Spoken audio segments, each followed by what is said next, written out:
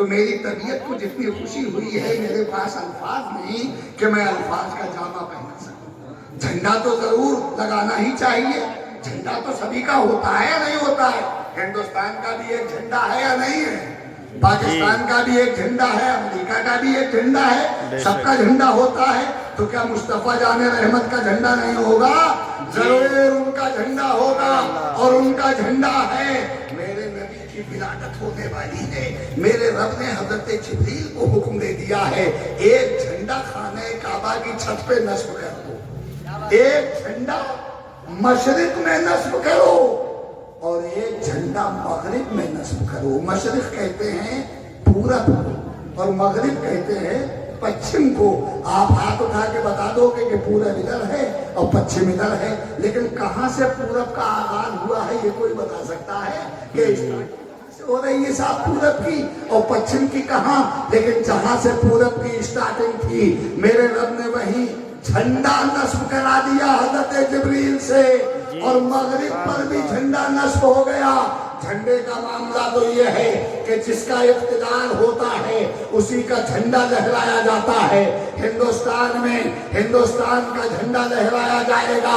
اگر یہاں پاکستان کا جھنڈا آپ نے لہرایا تو دیش دھروہ ہی کہلاؤ گے، غدار وطن کہلاؤ گے۔ ہندوستان میں دوسرے ملک کا جھنڈا نہیں، یہاں یہیں کا جھنڈا۔ پاکستان میں ہندوستان کا جھنڈا نہیں، وہاں وہیں کا جھنڈا۔ اب یہاں تو جھنڈا اللہ نے حکم دیا جبریل کو کہ مشرق پر لہرا دو اور مغرب پر لہرا دو، یعنی مصطفیٰ جان رحمت کی ولادت پر جھنڈا۔ اس کا مطلب یہ ہوا کہ جس کا جھنڈا ہوتا ہے اقتدار بھی اسی کا ہوتا ہے۔ مشرق بھی میرے نبی کا ہے، مغرب بھی میرے نبی کا ہے۔ حکم نافذ ہے تیرا، سیف تیری خامہ تیرا، دم میں جو چاہے کرے، دور ہے شاہ تیرا۔ بے شک سبحان اللہ۔ تو جھنڈے ہم لہرا رہے، یہ تو اللہ نے جبریل کو حکم دیا، اسی طریقے پر تو ہم چل رہے ہیں۔ اور پھر نور کا معاملہ یہ کیسی روشنی، حضرت آمنہ رضی اللہ تعالیٰ عنہا، ظالموں نے انہیں بھی کافرہ کہہ دیا۔ معاذ اللہ رب العالمین، معاذ اللہ کہو سنی مسلمانوں، سرکار کی معاذ ماں اور اللہ رب کافر، العالمین۔ عقل میں آ رہی ہے یہ بات؟ نہیں، ایک مکان کی دیوار سے پیٹھ لگا کے سرکار لیٹ گئے، بیٹھ گئے، اور تھوڑی دیر میں اس مکان میں رہنے والی عورت آئی اور کہنے لگی یا رسول اللہ مجھے کلمہ پڑھا کے مسلمان کیجیے۔ سبحان اللہ۔ پیٹھ لگی دیوار سے، دیوار ہے مکان کا حصہ، اور اس مکان میں جو رہنے والی عورت ہے اس کا دل جگمگا گیا۔ جی، دلوں کی بات رقیبوں کے درمیان پہنچی، کہاں چراغ جلے، روشنی کہاں پہنچی؟ ذرا غور تو کرو۔ تو جب ان کا یہ عالم ہے تو جس کے پیٹ میں 9 مہینے رہے ہوں وہ کافر؟ معاذ اللہ۔ عقل میں آنے والی بات نہیں۔ اعلیٰ حضرت نے اس موضوع پر ایک رسالہ لکھا ہے، اس کا نام ہے شمول الاسلام، اور حضرت آدم سے لے کر حضرت عبداللہ تک اور حضرت حوا سے لے کر حضرت آمنہ تک جن جن اسلاب و ارحام میں نور محمدی چمکا، اعلیٰ حضرت کہتے ہیں وہ سب ایمان والے۔ بے شک سبحان اللہ۔ اور ان وہابیوں نے کہہ دیا کہ وہ کافرہ، لکھا بھی کتاب میں اور کہا بھی، معاذ والدہ کو بھی کافرہ کہا، والد کو بھی۔ یہ ایمان کے قائل نہیں۔ ان کی عادت ہے گستاخی کرنا، تو سرکار کی ماں کی شان میں بھی گستاخی کر دی اور انہیں کافرہ۔ بھلا تمہاری سمجھ میں بات آ رہی ہے کہ سرکار کی ماں کافرہ ہو سکتی ہے؟ معاذ اللہ۔ نہیں۔ ہم نے تو یہاں تک پڑھا ہے کوئی نہ مانے تو اس کا گریبان پکڑ کے میرے پاس لاؤ، میں اس کو دکھاؤں اور اس کی آنکھیں کھولوں اور اسے بتاؤں کہ میرے نبی تو اپنی ماں کی قبر پہ تشریف لے گئے۔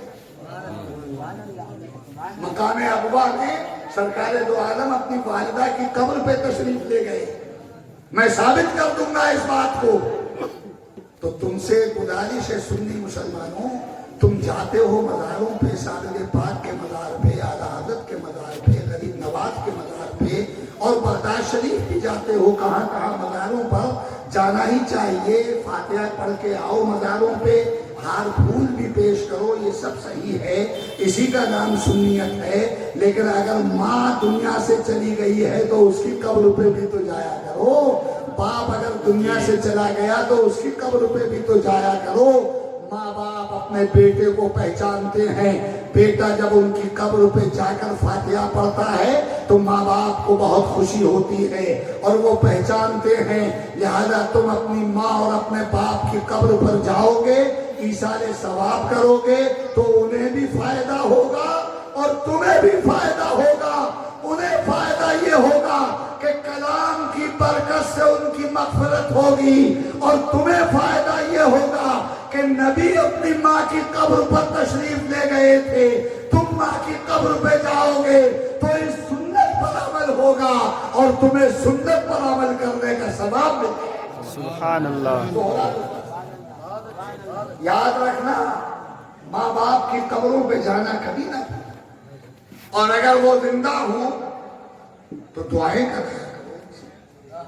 قاری مشتاق صاحب سے دعا کرانے آتے ہو، عالم کی دعا قبول ہوتی ہے، قرآن پڑھنے والے کی دعا قبول ہوتی ہے۔ کتنے بچوں کو انہوں نے سنوار دیا، نکھار دیا، آباد کر دیا، بنا دیا، سجا دیا، اللہ ان کو جزائے خیر عطا فرمائے۔ آمین۔ لیکن اے سنی مسلمانوں، ماں سے بھی دعائیں کرا دیا کرو، باپ سے بھی دعائیں کرا دیا کرو، اس لیے کہ ماں باپ کی دعا اولاد کے حق میں ایسی قبول ہوتی ہے جیسے نبی کی دعا امتی کے حق میں قبول ہوتی ہے۔ جی بے شک۔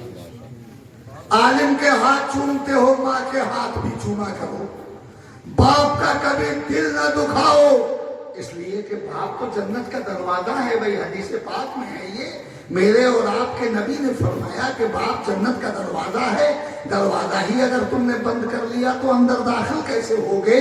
باپ جنت کا دروازہ ہے، میرے نبی نے فرمایا باپ کو کبھی ناراض نہ کریں۔ یہ بچے بھی کان کھول کر سن لیں اور بچیاں بھی، باپ اگر زندہ ہیں تو ان کی خوشنودی کے طلبگار رہو اور کبھی ان کا دل نہ دکھاؤ۔ باپ جنت کا دروازہ ہے، اس دروازے پر ایک تالا بھی لگا ہوا ہے صاحب، تالا بھی تمہیں کھولنا ہے اور اس تالے کی چابی بھی تمہارے پاس ہے، اس چابی کی حفاظت کرو۔ جنت کا دروازہ تو باپ ہے، لیکن کیا تم نہیں جانتے ہو کہ جنت کی چابی کیا ہے؟ تو کہا نماز جنت کی چابی ہے، الصلاۃ مفتاح الجنہ۔ جنت کے تالے پر، دروازے پر جو تالا ہے، اس تالے کی چابی کیا ہے؟ نماز، اور اس نماز کی چابی کیا ہے؟ طہارت۔ تو پاک رہنا ہے، مسلمان کبھی ناپاک نہ رہے۔ یہ کام مسلمان کا نہیں کہ وہ ناپاک رہے، جس مکان میں ناپاک ہوتا ہے اس میں رحمت کے فرشتے نہیں آتے۔ کتے اور تصویر سے بھی مکانوں کو پاک رکھنا، اس لیے کہ رحمت کے فرشتے نہیں آئیں گے۔ اور کبھی ناپاک مت رہنا، ادھر ناپاک ہو جاؤ فوراً غسل کرو۔ مسلمان جب پاک رہنے کا عادی ہوتا ہے تو اسے چند لمحے بھی ناپاکی میں گزارنا بہت بڑا بوجھ محسوس ہوتے ہیں۔ کبھی ناپاک مت رہنا، طہارت تو نصف ایمان ہے، اور یہی طہارت نماز کی کنجی ہے۔ نماز سے کبھی غافل بھی مت ہو جانا، ورنہ تالا جنت کا کیسے کھلے گا؟ اس لیے کہ تالے کی چابی یہی نماز ہے، نہیں پڑھو گے تو تالا کیسے کھلے گا؟ اور باپ کو بھی کبھی ناراض مت کرنا سنی مسلمان، اس لیے کہ باپ ہی تو جنت کا دروازہ ہے۔ میرے نبی نے فرمایا کہ باپ جنت کا دروازہ، اور کان کھول کر سنو، فرمایا نبی نے کہ ماں کے قدموں کے نیچے جنت، باپ کو جنت کا دروازہ بتایا اور ماں کے قدموں کے نیچے جنت بتا دی۔ سرکار سے پوچھو کہ ماں کے قدموں کے نیچے جنت کیوں بتائی؟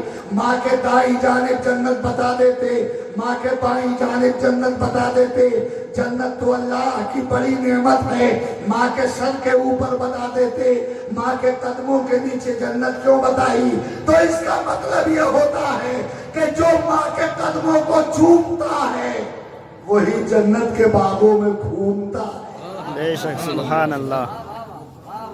وہی جنت کے باغوں میں گھومتا ہے۔ تو جنت چاہیے کہ نہیں؟ جی جس کو چاہیے ہاتھ اٹھا کے کہے یا رسول اللہ۔ یا رسول اللہ۔ مجھے چاہیے اور میرا ایمان ہے کہ نبی सदके ही में मिलेगी। जी लिहाजा नमाज मत छोड़ना, नापाक मत रहना, बाप का दिल मत दुखाना। अच्छा, बाप की जब बात आ गई है तो तवज्जो दूसरी तरफ चली गई है मेरी, लेकिन मैं बता दूं आपके काम आएंगी ये बातें, और अगर आपने याद रखा और अमल किया तो मेरी भी जिंदगी समझ जाएगी। साहब यहाँ उस्ताद भी मौजूद है और यहाँ क्या कहा जाए शादीशुदा भी मौजूद हैं, गैर शादीशुदा भी मौजूद हैं, शागिर्द भी मौजूद हैं, पढ़े लिखे भी हैं, मुझ जैसा कम इल्म भी है और आप जैसे अहले अकीदत भी हैं, सब यहाँ मौजूद हैं। याद रखना, बाप के बारे में हदीस पाक में क्या फरमाया गया, कभी मत भूलना इस बात को यार, जो बता के जा रहा हूँ। कभी आइंदा आना होगा तो मुलाकात आपसे होगी, और मुलाकात आपसे जरूर होगी, गारंटी है इस बात। इंशाअल्लाह। मौलाना कारी मुश्ताक साहब बहुत गौर से मुझे देख रहे हैं, जरूर आपसे मेरी मुलाकात होगी, दावा है मेरा। होगी कि नहीं होगी? इंशाअल्लाह। अबे जिंदा रहा तो इसी दुनिया में हो जाएगी, मर गया तो जन्नत में हो जाएगी, लेकिन होगी